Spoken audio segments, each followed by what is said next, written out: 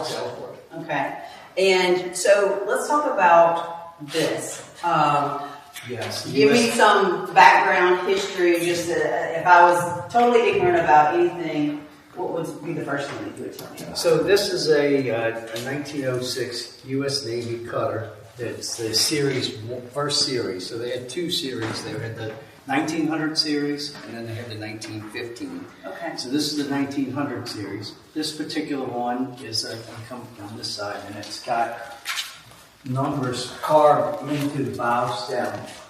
It says 873. Okay. And so this cutter was known as 873. And it's a 40-foot cutter by 9 feet.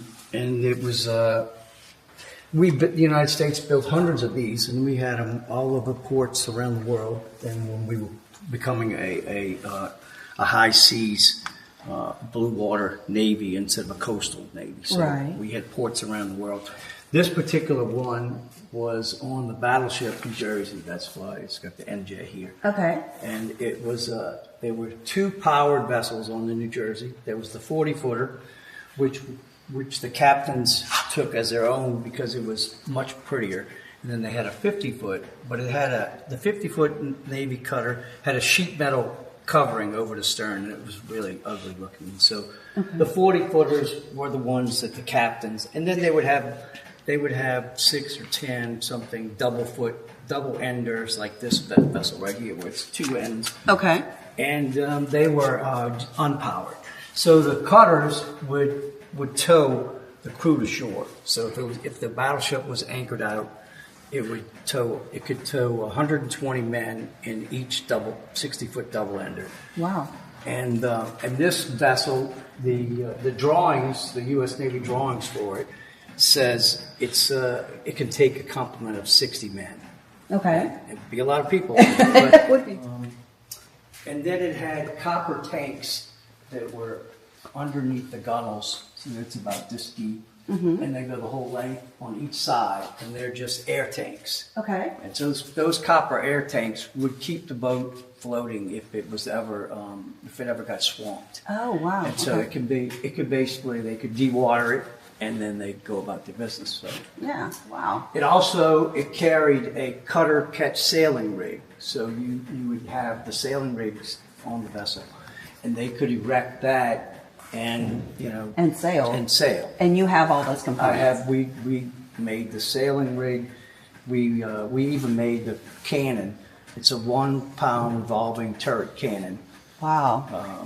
So I purchased the vessel, and around I think it was 2009, mm-hmm. And we started restoring it, and it took about 9 years, a little over 9 years to restore. Wow, that's a big commitment. It was a major commitment, and so all these parts that you see here and here, and this part of the sailing rig. Uh-huh. So all these had to be hand carved out of wood, and then they would be cast, and then you would grind on them, sand them, buff them, polish them, coat them, and put them on the boat. So there was there's a keel condenser under here that takes the water. So the steam comes out of the boiler. Mm-hmm. It goes through the 2-cylinder compound steam engine. Mm-hmm. Then the steam exits. It comes under here in the keel condenser. And it comes back around. And that's the keel condenser? That's the keel condenser. Okay. There's big pipes that get smaller as they come around. Okay. And then it goes back into the vessel and is water. Okay. And then it recirculates like a closed system. Okay. So you can go hundreds and hundreds of miles with this. That is crazy. Water. Yeah. Now you notice it has a teak rudder here, and all this woodwork on the boat is teak because it was a special cutter. It wasn't the 50-footer; it was the 40-footer. It was the one that was on the battleship. So the battleship cutters they were highly finished. So everything on this boat it's teak and bronze. All the canopy is bronze canopy, and if you look at even the canopy, how it's designed to be quickly pulled apart and stored. Right. So when you rent the sailing rig, you would pop the canopy down, And you have a canopy that goes on it as well? And we have the canopy and the sails. Oh, wow, okay. So we have the mast, the sails, the canopy, and it had 4 17-foot long rowing oars. Okay. So it was a 7-man crew. Yeah. You would have a captain, you'd have an engineer, a fireman, and you'd have 4 coxmen, like 4 deckhands. Okay. So you had a 7-man crew on this boat, and it was quite an ordeal. Yeah. And it's relatively large, but how would they pick it up and put it on the? So it had a lifting system that it was designed to. Here's some of it right here.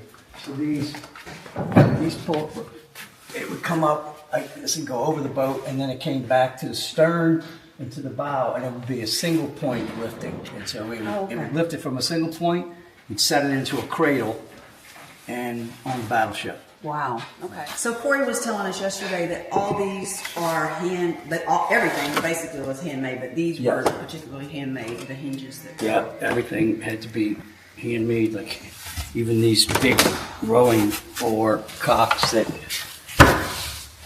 these they would slide in right here. Oh, wow. And so you have this giant 17-foot rowing oar. Which I'm sure it's just a delight to row. I can imagine rowing this thing. You get the beefy guys to do that. Yes. But what I love about it, Alex, is that how the quality of just the craftsmanship of this boat is just crazy. It's unbelievable. It really is. So, like each one of these had to be made. All of these little windows,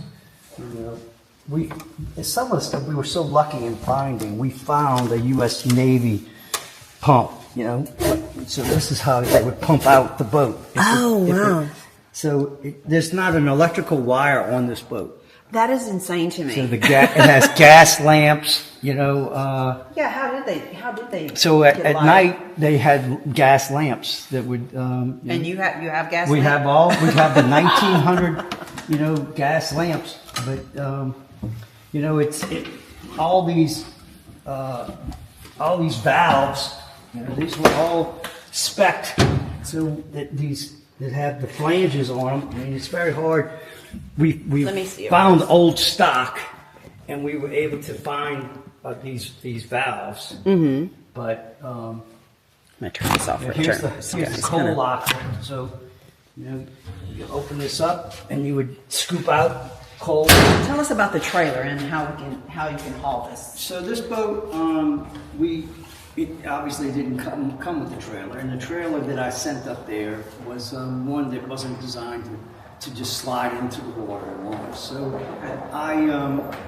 Myco Trailers is one of the best trailer manufacturers in the country, and so I sent the drawings to Myco, and I said, "Would you guys build a trailer specifically so it could either be dropped in, like backed in, launched, or picked up with straps. So you can slide a strap through here and slap it back there, and you can lift it off the trailer, or you could just drop it in like a regular conventional.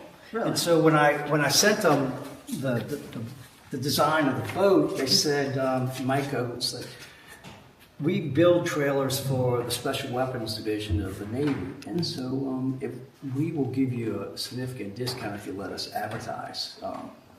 And they were a great subcontractor. They did a phenomenal job. The trailer fits like a glove.